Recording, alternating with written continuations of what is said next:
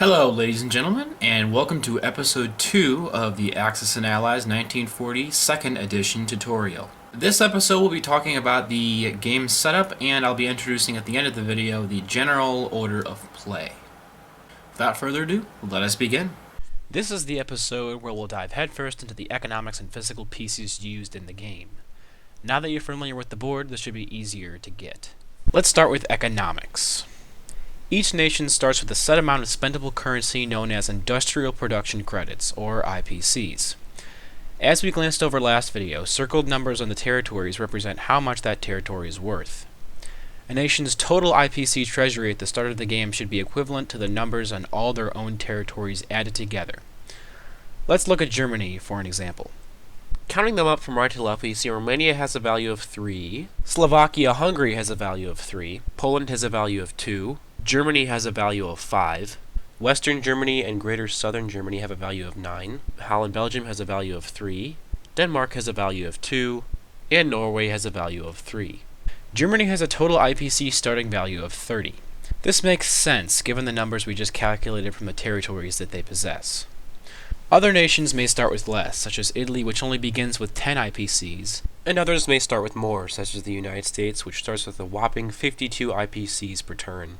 However, the political situation in the game makes it so that the teams are overall balanced in the end. This IPC currency that each country starts with can be used to purchase an array of things, including units, technology research dye, naval and air bases, factories, and on repairing facilities that may have been damaged by the enemy. What you use your IPCs for is largely up to you and depends on what strategy or approach you want to take in defeating the enemy. Now, usually to represent the money each nation owns, I use money from the game Life and Uno.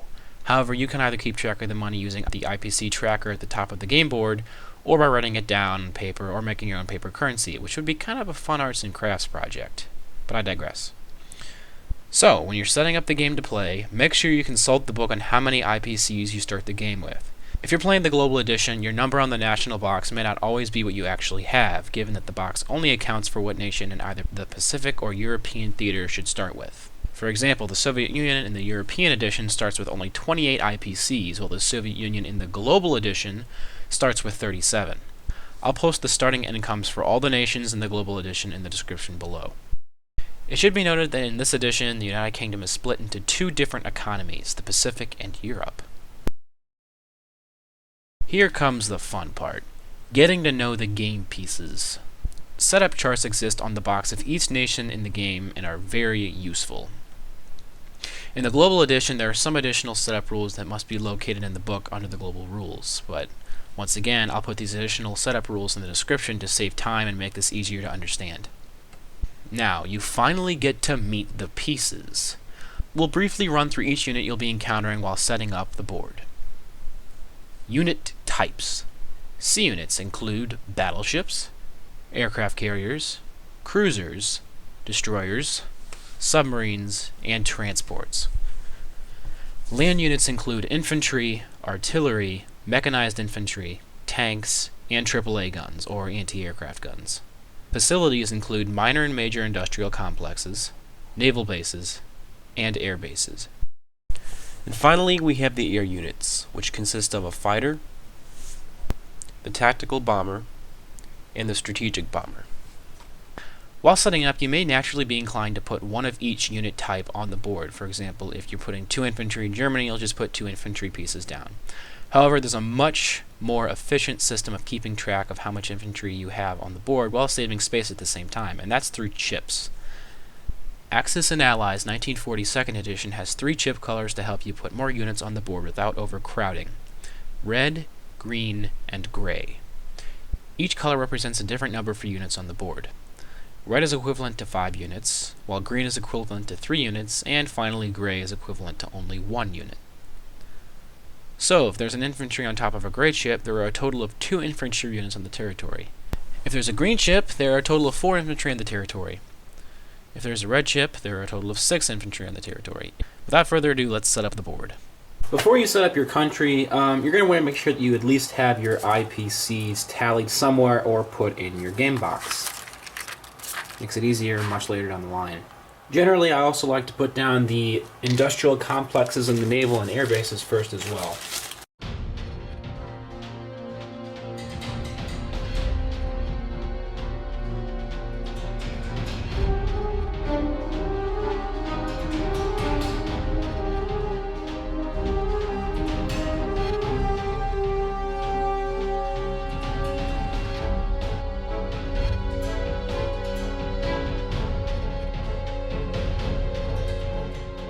One remark is that some people with aircraft prefer to just put all the aircraft on the board and not put chips under them, because later it's easier to spread them apart and send them to different destinations and have them come back instead of, splitting up chips, which can be kind of a pain.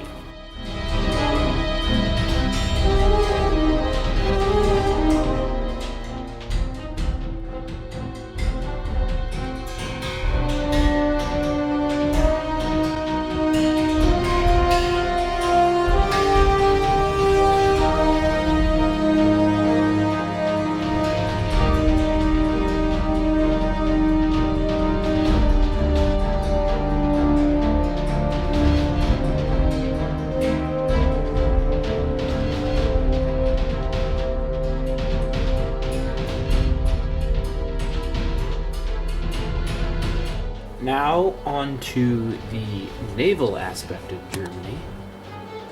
We're going to want to focus over here.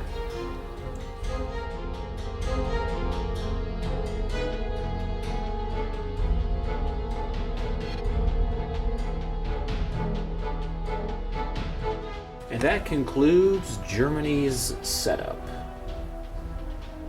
They start with quite the spread. Now that we've set up Germany, you have a general idea of how setting up other countries is going to be. We can get into specifics about what each unit type does, but first we have to recognize the order in which the game is going to be played.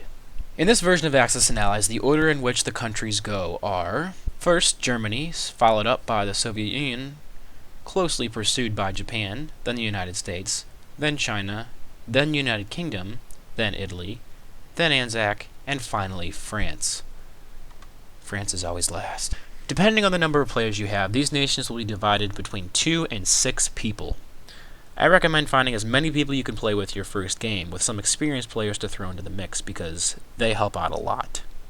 If you're just starting out and you don't really know anyone who plays this game, it would probably be best to find someone who is invested in strategy games already to play with one-on-one. You'll learn more efficiently this way, and when you fight each other on the battlefield, you'll be more willing to test each other, and when you test each other, you learn the rules better. Keep in mind that the way the teams are divided is just the suggested way you divide the teams. You can adjust in whatever manner you feel is appropriate, although it might upset the balance of the game. See the description section once more for this portion. Now, just to simply introduce the mechanics of the game, the order of play. We won't get too into it this video, but I will introduce you to the 6 different phases. Phase 1, purchase and repair units. Phase 2, combat moves, only for powers at war. Phase 3, conducting combat, once again only for powers at war. Phase 4, non-combat movement. Phase 5, mobilize purchased units. And Phase 6, count up your territory values and collect your income. This video we learned about the economics of the game and why certain territories make the amount they do, and that is simply by counting up the numbers on each territory they own. We learned a little bit about the game pieces and the different types, including sea units, land units, air units, and facilities. We learned how to make setup easier by using chips. We learned the order in which countries go, and we brushed upon the order of play in the game. If you enjoyed this video and found it insightful, stay tuned for episode 3, where we'll be covering more in depth the order of play, starting with purchasing and repairing units, combat moves, and conducting combat.